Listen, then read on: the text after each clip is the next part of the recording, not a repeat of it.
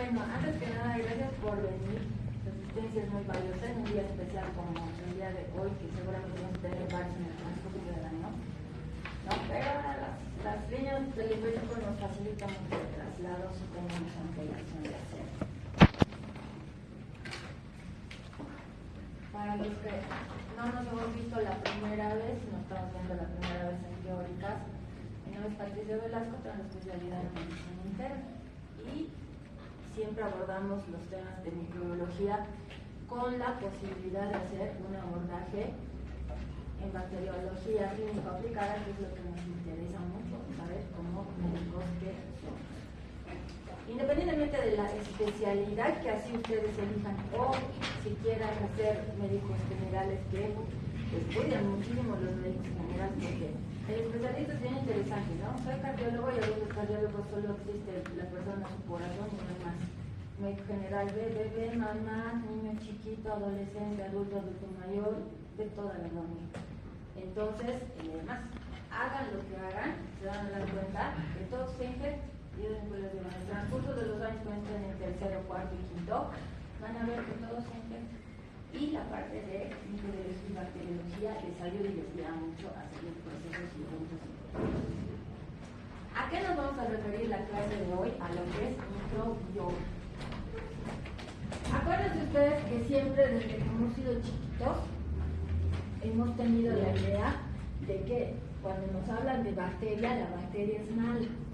Ese siempre ha sido el denominativo, ¿no es cierto?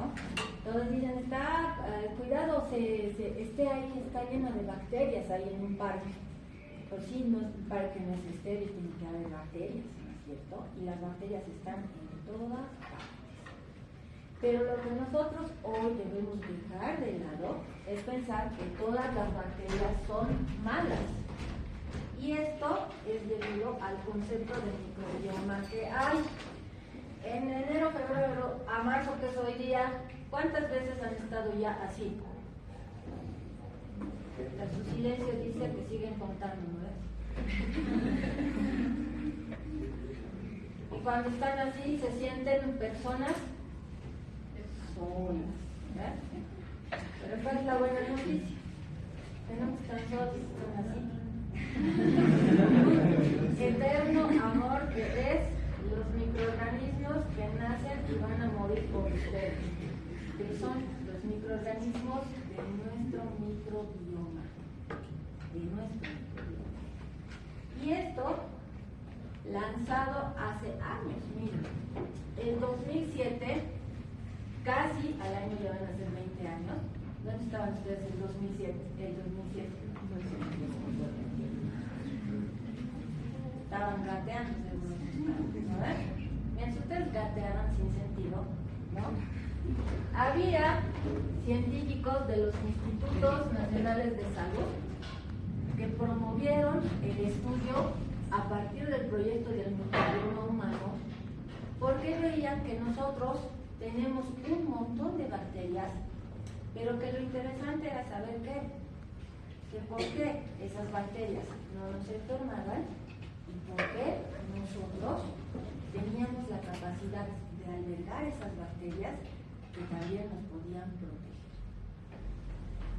Y este estudio, ¿no?, se gestó a partir de la conclusión del proyecto Genoma Humano, que dio las bases fundamentales para otorgar el desarrollo de tecnologías basadas en los encuentros y hallazgos de RNA, DNA, más estudios moleculares.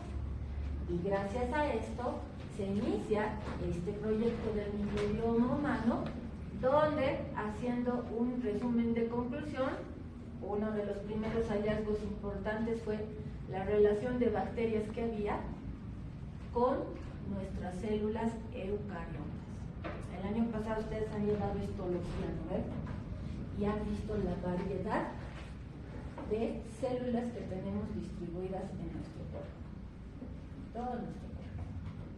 De esa variedad, la relación que tenemos es de 10 células procariotas a una célula eucariota. O sea, andando por la calle, ustedes terminan siendo más bacterias de personas en relación fatal.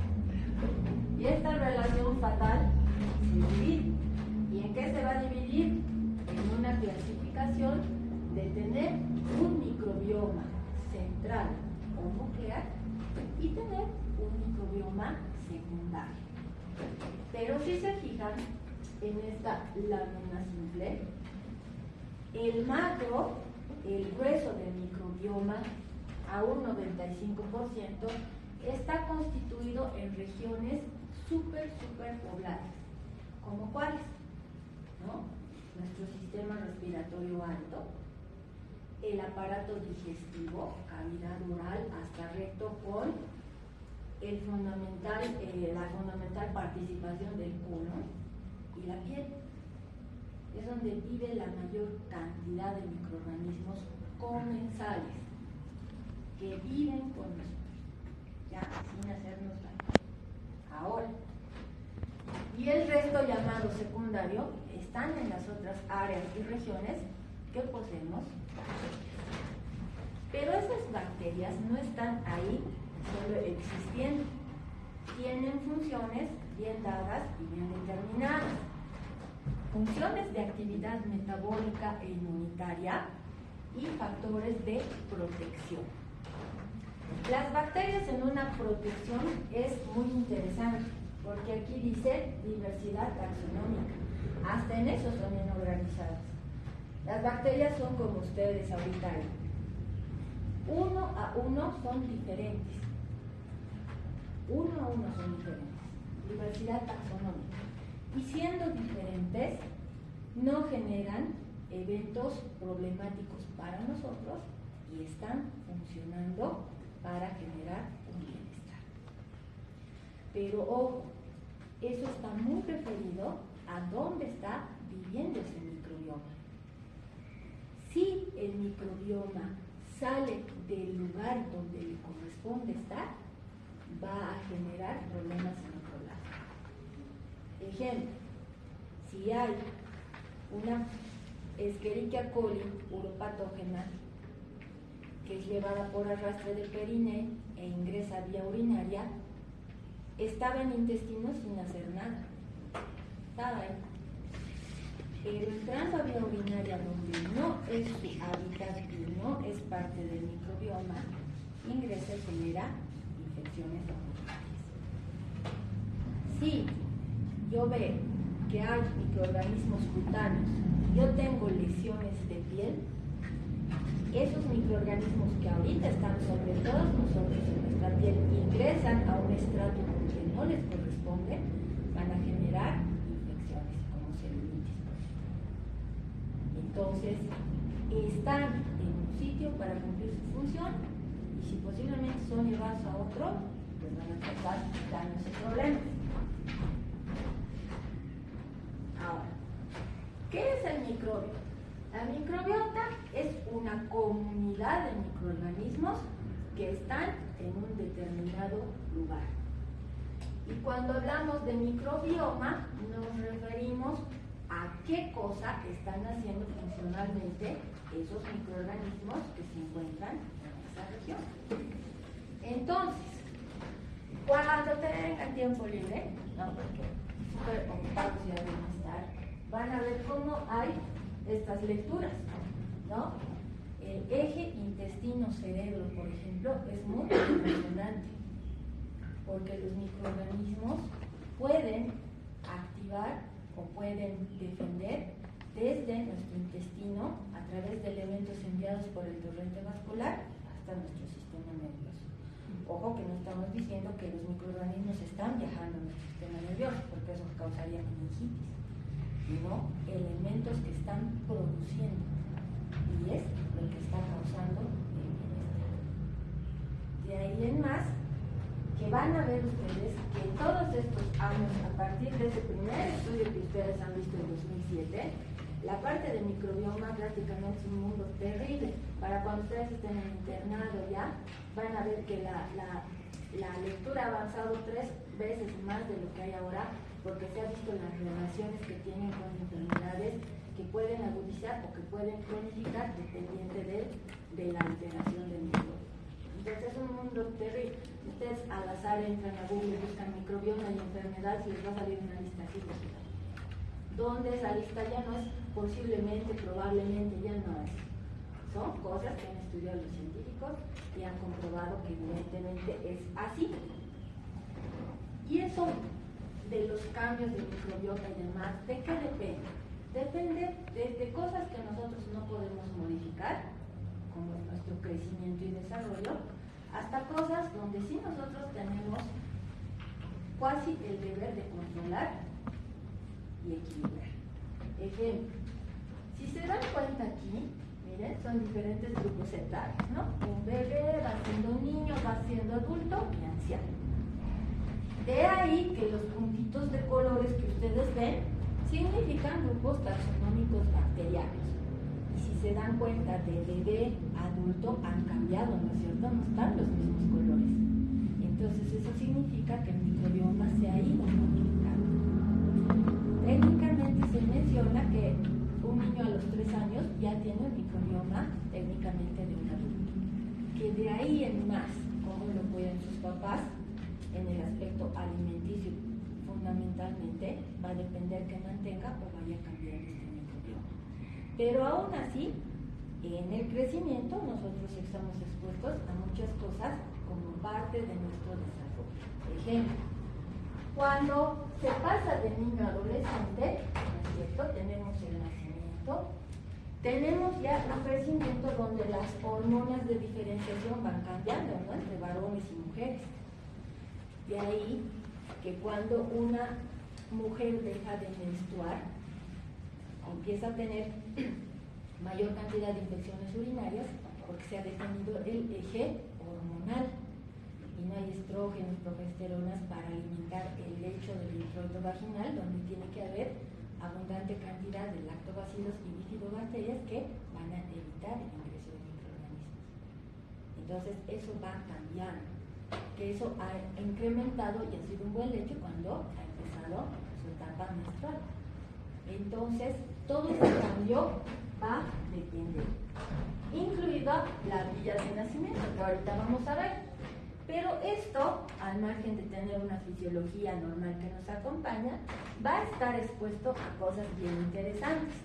No es lo mismo que nosotros estemos acostumbrados a vivir aquí en La Paz, en nuestro medio, ya saben, un día llueve, el otro graniza, el otro hace sol, nos queremos morir y está así toda la semana, por ejemplo. Pero estamos expuestos a un tipo de temperatura, a un tipo de presión, ¿sí? Y a un tipo de humedad, que no es lo mismo que si mañana todos ustedes los llevan zapando, ¿no? No es lo mismo, porque las temperaturas son altas, la cantidad de humedad es alta y la presión atmosférica ha bajado. Entonces, todo ese cambio en lo que se refiere a localización geográfica y clima también tiene mucho que ver. Al margen de la dieta y el estilo de vida. Vamos a ver los desastres que hace la dieta en un momentito más y cuál es la relación que nosotros tenemos. Por ejemplo, la relación de individuos con mascotas es muy saludable.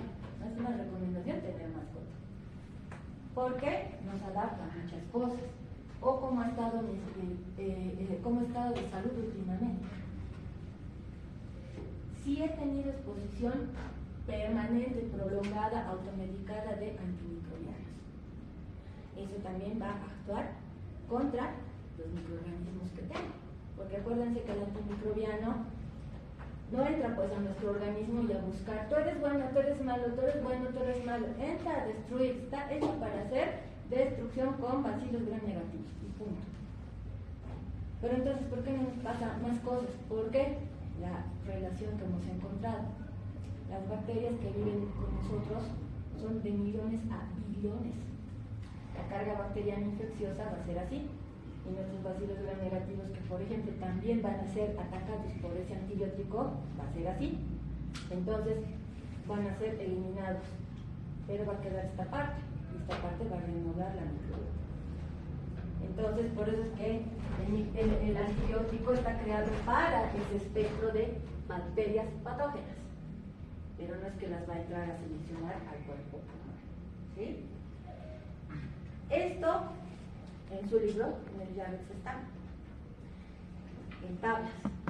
Es necesario que sepa, sí es necesario y es importante, para cuando ustedes les lleguen resultados de laboratorio y puedan asumir que esa bacteria es colonizante o esa bacteria es infectante.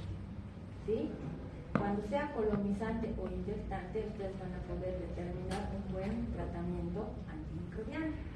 Entonces, si se dan cuenta, por ejemplo, en la microbiota de la piel tenemos muchas familias, muchas especies, pero la mayoría de ellos terminan aquí. Miren, Corynebacterium sp, Propionibacterium, Acinetobacter, pero no están las partes de especie que pueden ser patógenas, sino son genéricas.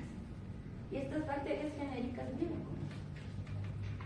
Y cada región tiene diferente tipo de microorganismos. Por eso es que decíamos que si salen de su espacio, de su área de confort, si ustedes quieran, pues a otro lado sí van a causar procesos violentos. Por lo tanto, el microbioma está generado para tener un estado de equilibrio entre lo que es conservación de salud y enfermedad. Nos dan cosas, no solamente están existiendo ahí. Hay elementos que nosotros no podemos formar, tal cual la vitamina K, ¿sí? Los coliformes, fundamentalmente del intestino, son los que nos van a dar vitamina K. Hay muchos aminoácidos que nosotros no podemos absorber directamente del alimento, pero las bacterias tienen la capacidad de metabolizar y nos ayudan en la absorción de esos nutrientes. Entonces, si se dan cuenta, están trabajando 24/7, 365 días al año estas bacterias, ¿no? Además, no es que solo están ahí existiendo, su sola presencia evita cosas, que se llama interferencia bacteriana. Ejemplo, si esto fuera la piel y yo soy un patógeno, ¿sí? Un patógeno transitorio, ¿ustedes creen que me podría sentar en el tercer asiento, tercera fila?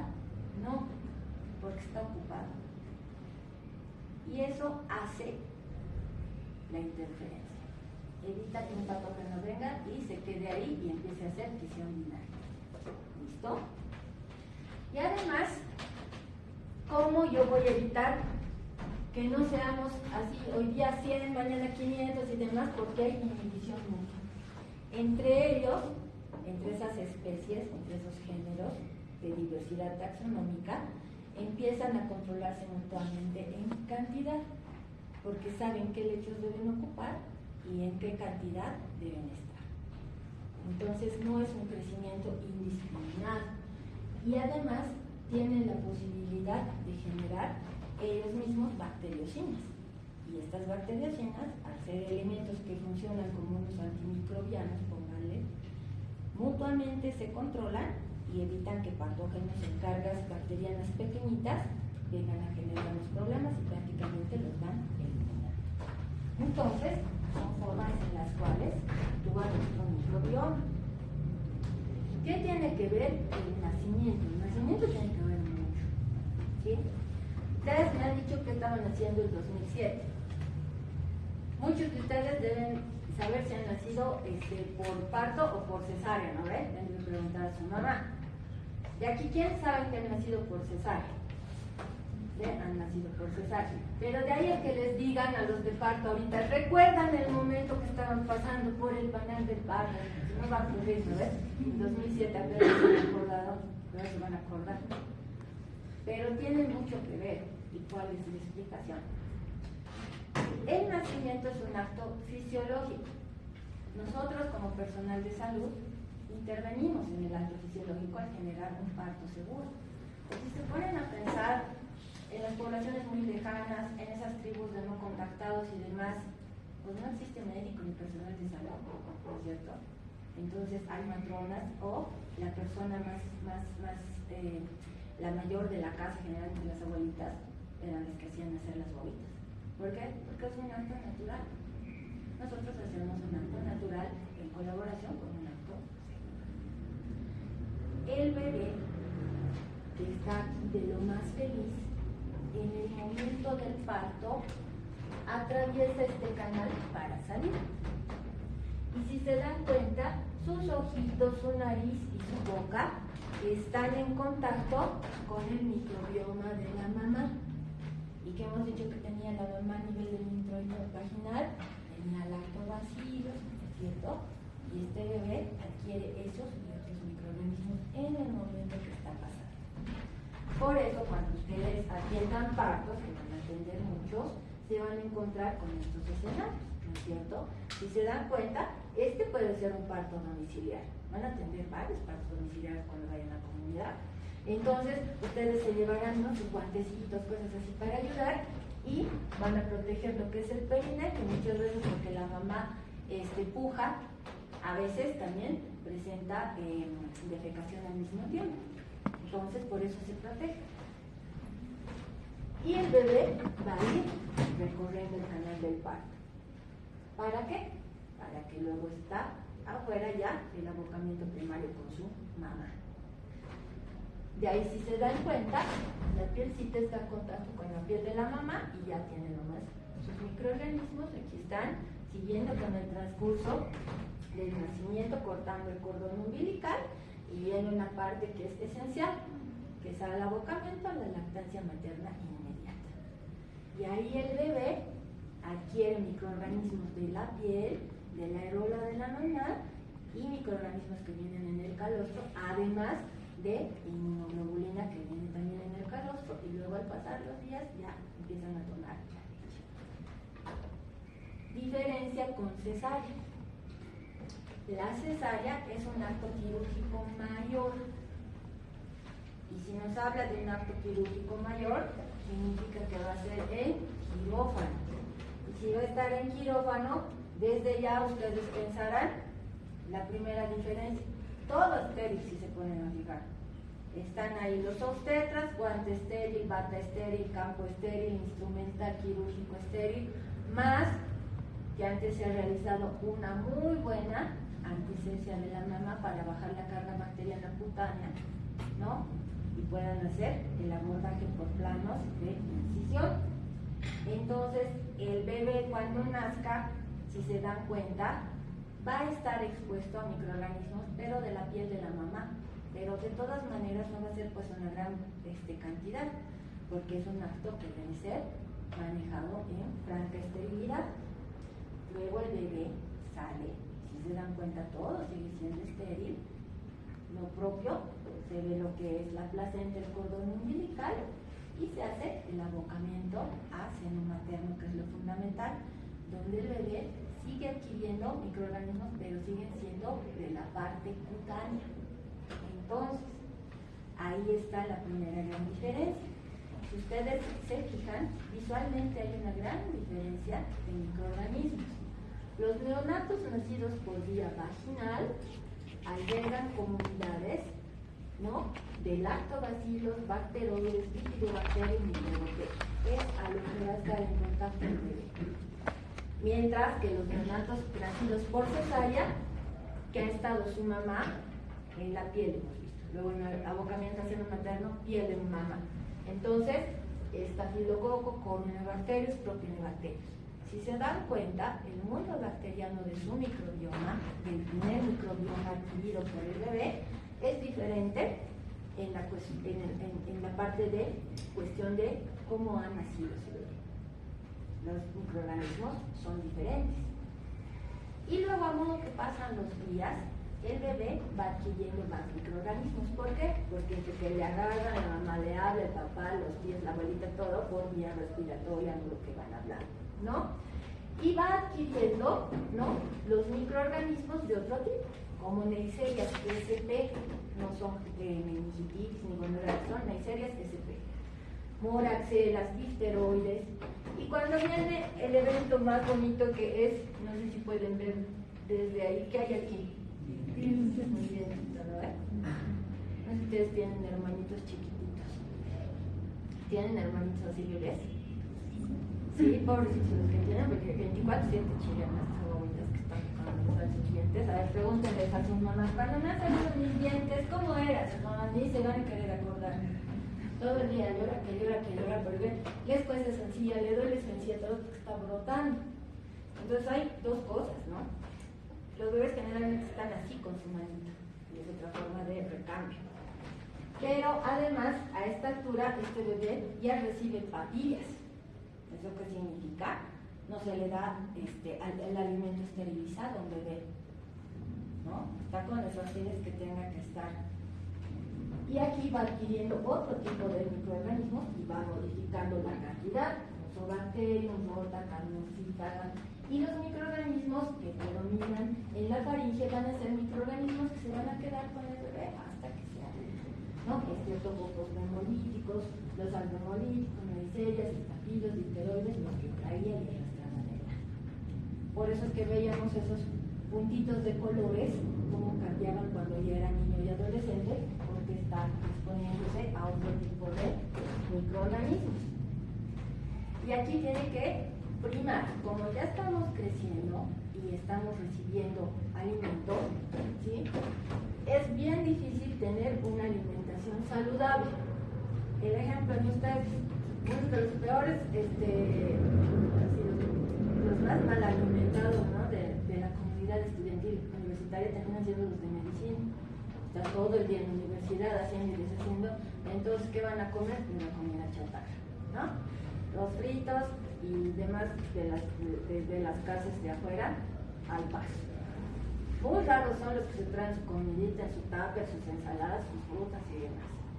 ¿Por qué? Porque además esto evidentemente es más rico que esto, ¿no es cierto? Entonces, por elección nomás, pero esto causa problemas, ¿sí?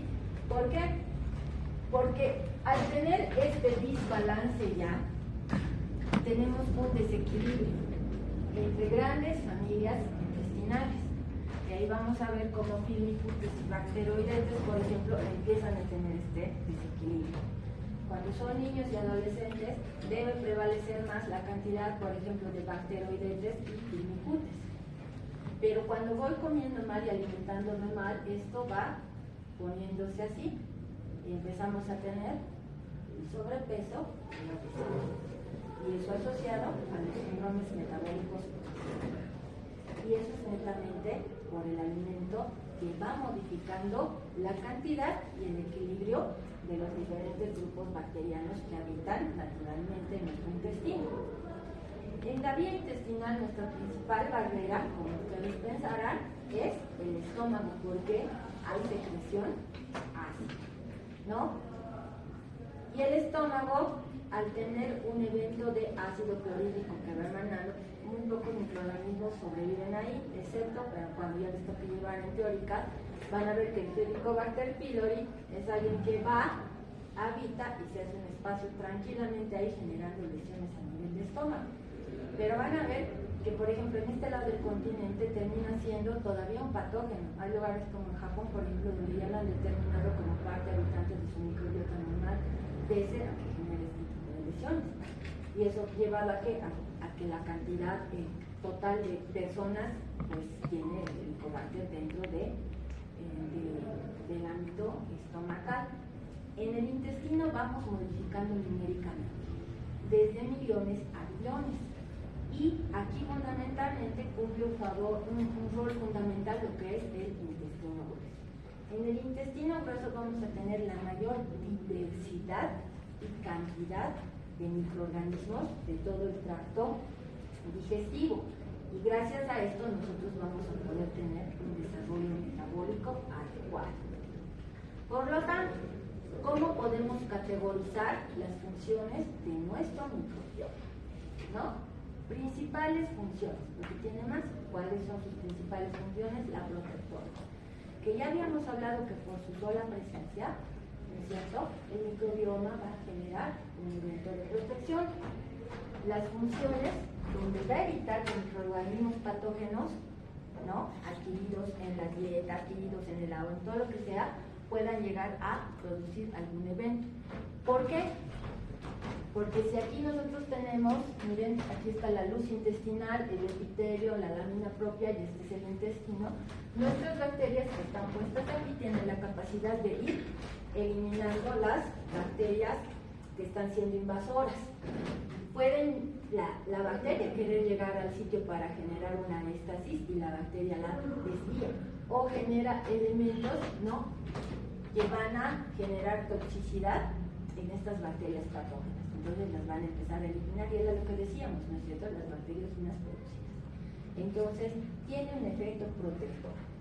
¿Qué otra cosa más vamos a ver? Que si este efecto protector es vencido por la ingesta de antimicrobianos indiscriminados, vamos a tener lechos que se van a empezar a vaciar.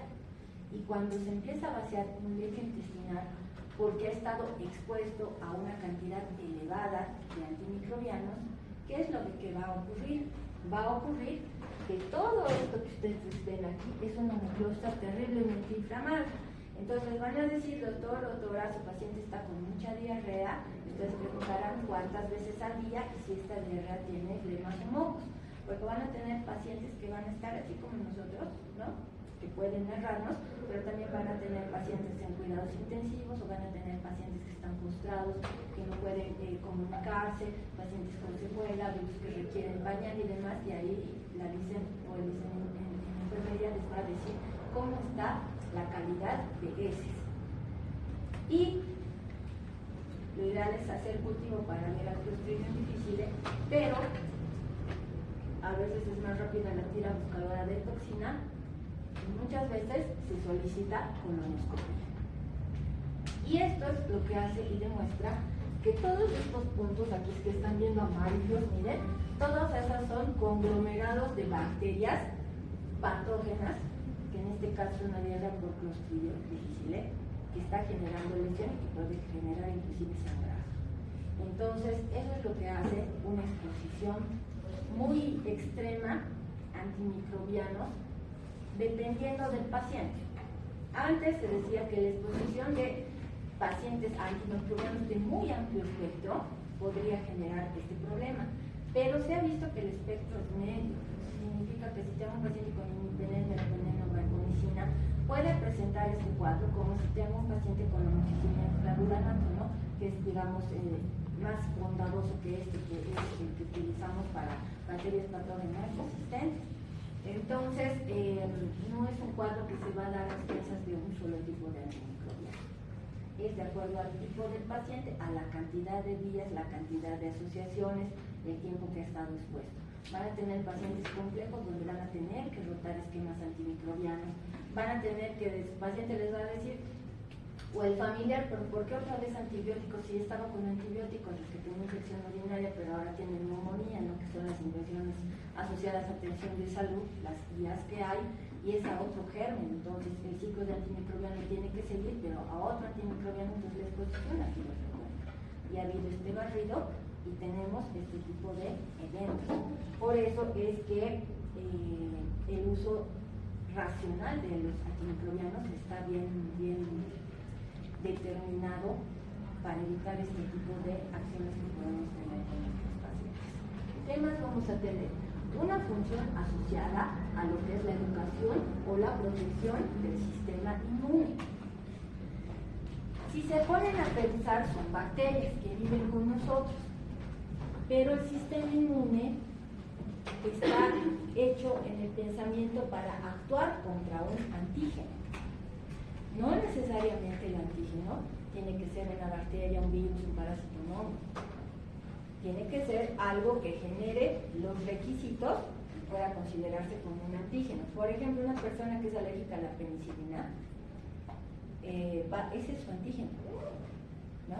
Un antimicrobiano que produce reacciones anafilácticas severas en personas alérgicas, ese es su antígeno. Su sistema inmune está saliendo a defender y en esa defensa pues genera estados. Entonces nunca pensemos que el antígeno solamente es bacteria o virus o parásito. En este caso, ¿no es cierto?, es bien bonito. ¿Por qué? Porque ayudan a este sistema inmunitario porque inducen la secreción de inmunoglobulina A.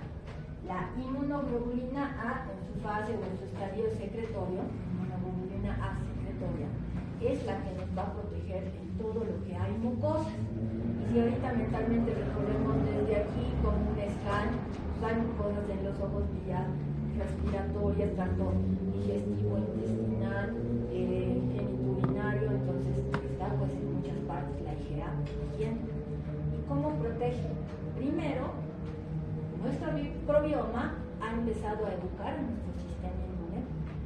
decirle que él, como microbioma, no es enemigo. Y eso ocurre desde que es bebé. Si se dan cuenta, en el momento de nacer, ha adquirido bacterias. Su sistema inmune podría salir a enloquecer, pero no sale. ¿Por qué? Porque su sistema inmune recién se está generando en lo que es respuesta. Va a estar 3 meses con la inmunoglobulina que pasa por la placenta, que le está dando la mamá, con la inmunoglobulina que le está pasando por la leche, hasta mientras el resto del sistema inmune del bebé va a seguir desarrollando y adaptándose. Ahí, como están creciendo los microorganismos, le enseñan a decir: mira, yo vivo contigo, voy a vivir contigo toda la vida, y que no soy tu enemigo y no me ataques. El sistema inmune va, ¿no?, hace su vigilancia, amigo, amigo, amigo, no es. Entonces sí. Pero estas bacterias que viven con nosotros son gran negativas, gran positivas, tienen en su estructura elementos que por sí pueden generar que el sistema inmune sí sea un poquito molestado, ¿no es cierto? Por eso dicen modulan las respuestas locales de los linfocitos T. ¿Y en qué sentido? Los linfocitos T no van a llegar a agredir, pero a este nivel las bacterias que viven con nosotros van a inducir, ¿no es cierto?, al plasmocito, al linfocito B, a que genere inmunoglobulina A, pero no en gran cantidad, ¿no? Sus polisacáridos, algo que está eliminando, va a hacer que siempre haya inmunoglobulina en mucosas, porque está ahí en mayor cantidad. Pero no le está enseñando a que debe atacar a él. Acuérdense que la inmunoglobulina es diana flecha, ¿no? Directo, directo. Por eso es una memoria, la inmunidad adaptativa donde forman parte ellos es que tienen memoria, ¿no es cierto?, y es a largo plazo. Entonces, ellos no van a tener una memoria para atacar o agredir a su propio microbioma, pero sí van a poder reconocer y agredir a microorganismos que están ingresando de modo lejano o ajeno.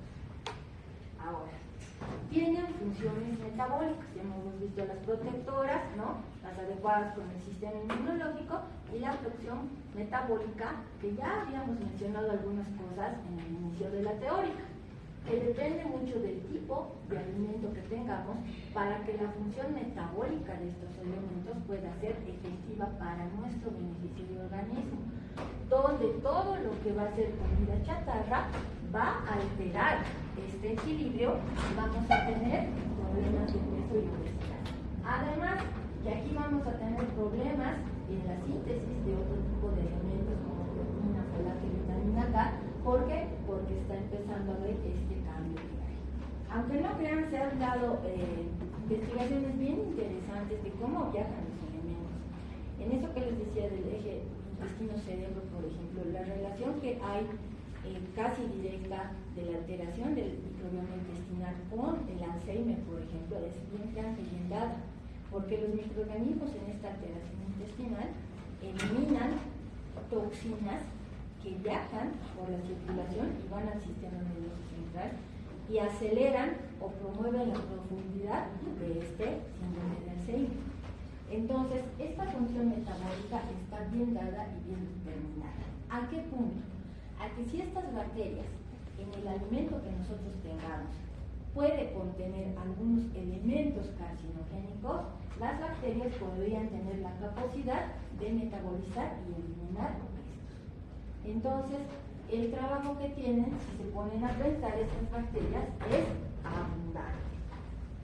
Ahora, evidentemente en la actualidad van a darse cuenta, hay mamás bien exageradas, ¿no?, que no quieren que sus hijitos toquen nada, agarren nada y demás.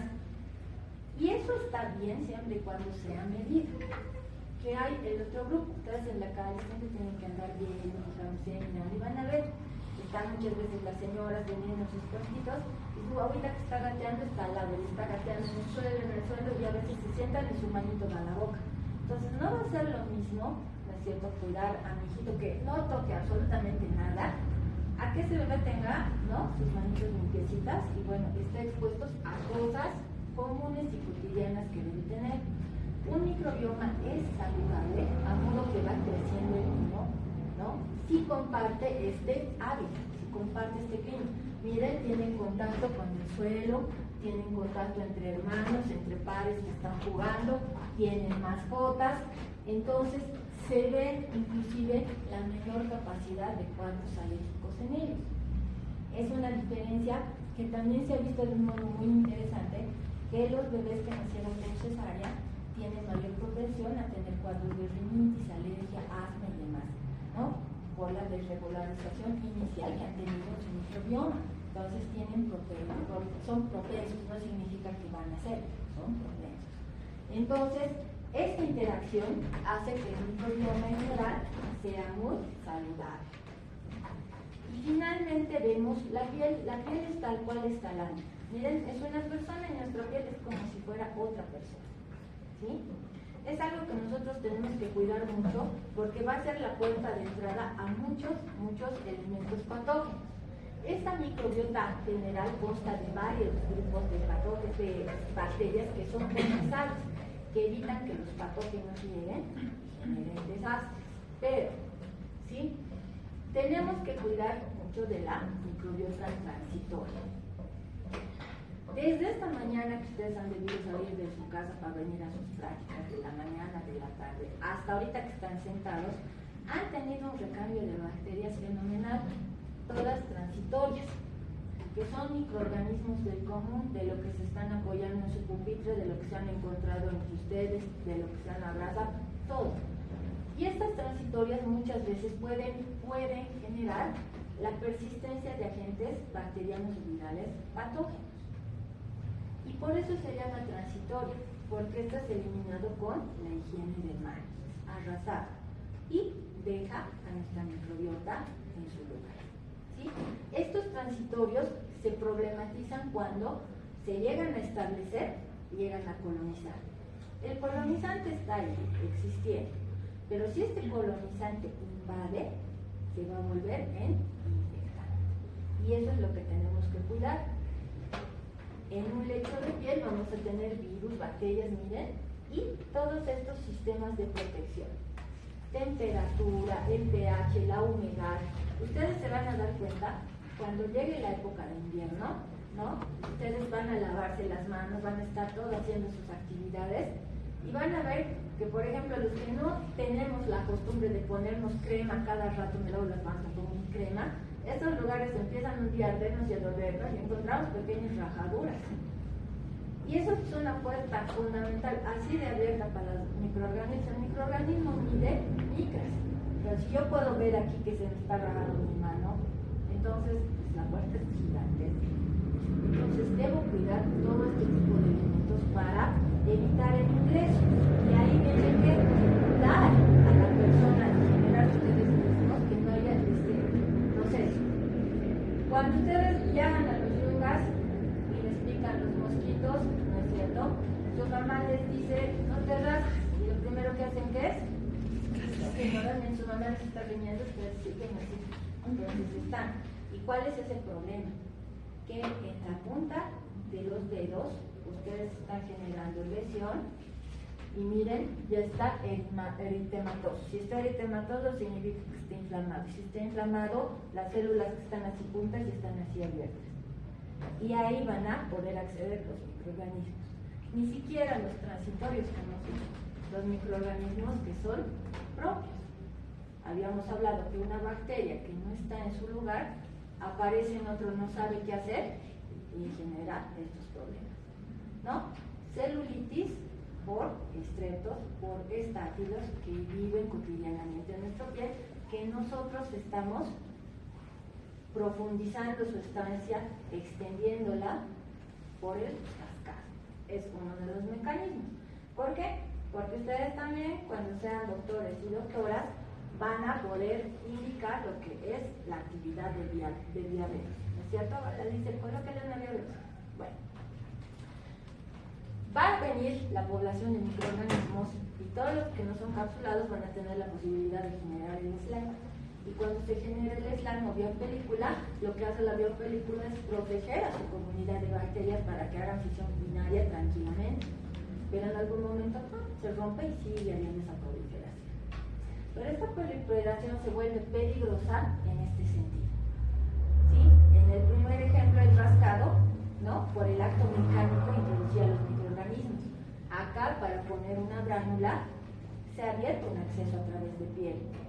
Y por lo tanto, ya sea por la parte endovascular, pero mucho más por esta parte periférica, pues los microorganismos van a terminar entrando al torrente vascular y es donde vamos a generar eventos infecciosos en torrente vascular. No necesitamos tener catéteres venosos centrales, por ejemplo, solamente para esperar esos aspectos. Una bránula simple, tranquila y silvestre nos puede generar procesos infecciosos muy importantes. Por lo tanto, aquí no se va a cambiar ni modificar nunca lo que ya vamos a llevar en la parte de prácticas, que lo que es higiene de manos. Siempre cumpliendo los 5 momentos en los cuales ustedes van a tener una participación activa porque van a ser doctores y doctoras, ¿no? No significa que yo tengo que poner en práctica esto cuando me entreguen mi título. ¿Desde cuándo tengo que poner en práctica? Desde hoy día, porque ustedes tienen un conocimiento mayor que el resto. Y el resto les sirve para empezar a enseñar y corregir, y mucho más cuando están en el ambiente hospitalario. Ahí sí tienen que tener mucho cuidado porque no pueden llevar a su casa microorganismos que están en el hospital, porque en su casa puede haber bebés, personas que tienen un sistema inmune bajo, puede haber ancianos, y ustedes llevan una carga microbiana alta o viral, y pues la persona va a enfermar en su casa.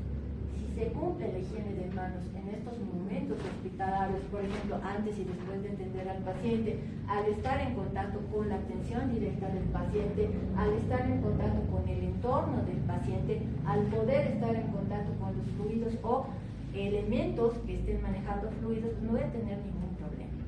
Es por eso que es interesante como antes, uno de los principales acarreadores de bacterias en el hospital eran los teléfonos que comunicaban un piso con otro. Ahora siguen habiendo, pero antes eran los móviles celulares. ¿Por qué? Porque ese teléfono que se comunicaba solo dentro del hospital, pues hablaban ustedes desde traumatología hasta cirugía, de cirugía obstetricia, algo así, ¿no? Todo el mundo se agarraba. Y el señor que realizaba la limpieza y todo lo que quieren, ¿no? No limpiaba el teléfono. Y muchos brotes infecciosos han salido a partir del teléfono que usaban las personas. Y otro lugar importante, ¿cuál es? En casi todos los hospitales sí se está cambiando la idea de tener lavabos a grifos, que el grifo agarran todos, y tener los lavabos a sensor, donde a ustedes hacen el pase y sale el agua, como está en el multicineal, creo, ya ves, hay hospitales que no tienen. Entonces se ha cambiado. Y un lugar que tampoco dejan muy de lado cuál es la puerta de perilla del ingreso a la sala del paciente, porque ahí entra usted, entra la enfermera, entra el auxiliar, entra sus familias, todo el mundo entra. Y esa perilla de ustedes se llevan cosas. Actualmente se sabe que uno de los grandes acarreadores es el celular, porque ustedes están aburridos, están en su visita, ya terminó su visita, no se lavan las manos y van a tener el celular. Y aquí es una función muy importante de llevar microorganismos. Acuérdense que todo depende de la carga bacteriana. No significa que si una bacteria yo adquiero me va a enfermar. No, depende de la carga bacteriana y dependerá mucho también de mi sistema. ¿Listo? Entonces, ya sabemos, con esto terminamos, que nuestro microbioma nos protege, que las bacterias no son todas malas, que hay muchas beneficiosas en nuestro cuerpo y mucho más.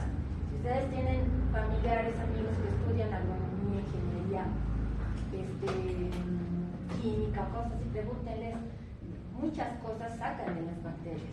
Entonces siguen siendo benéficas a otros estados. No son malvadas, pero sí están relacionadas su desequilibrio, su mal cuidado. Miren, son 2, 4, 5 de ejemplo.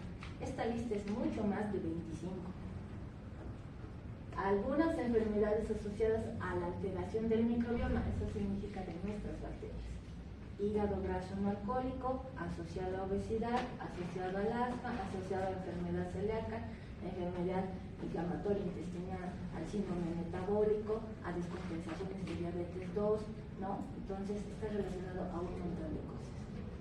Entonces, como ahora sabemos, pues pondré en práctica y trataré de mejorar mi alimentación, trataré de higienizarme siempre las manos y de cuidar mis microorganismos que me protegen.